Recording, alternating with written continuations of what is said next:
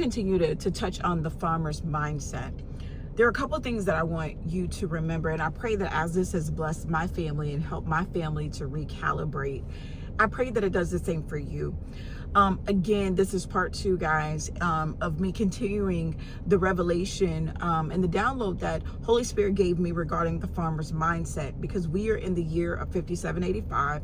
We're in the year where this is the year of the best of things, but also the worst, the best of times, but also the worst of times. And let me slow down with my speaking. I'm just trying to do this quickly because I know sometimes we get sidetracked, or we live in that popcorn right now society. But let me slow down and not disrespect the revelation that the Lord has given me, because this will be for whoever this is for, right? And so again, the prophetic reminder is that we tie up the loose ends. We tie up the things that we have control over, the things that we can take care of. Like if there's administrative things for your family, whatever you need to do, take care of the things that you have the power to take care of. But going back to the farmer's mindset, the farmer has one of the most complex positions when it comes to having dominion and multiply, because not only do they have to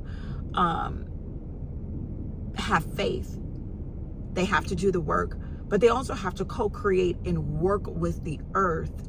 And we know that sometimes that can be challenging, because weather,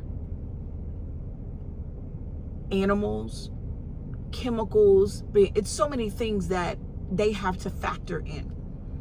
And so, number one, farmers understand the power of planning. A farmer often thinks ahead, seasons ahead, years ahead.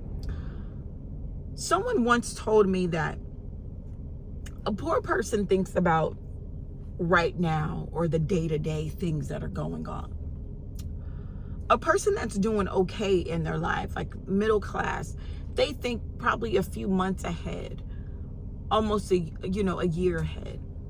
A rich person will think years ahead, maybe 1 to 5 years ahead.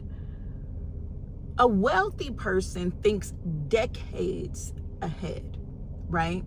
They plan for even after the time that they have transitioned. They plan for generations to come. That's what I'm trying to say. So the farmer thinks ahead. And a couple of scriptures, if you want to write these down, will be Proverbs 21:5. The plans of the diligent lead surely to abundance, but everyone who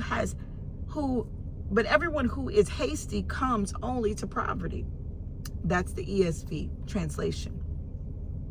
And then I love in Luke in chapter 14 how the crowd is following Jesus, and Jesus stops and he tells them, suppose one wants to build a tower.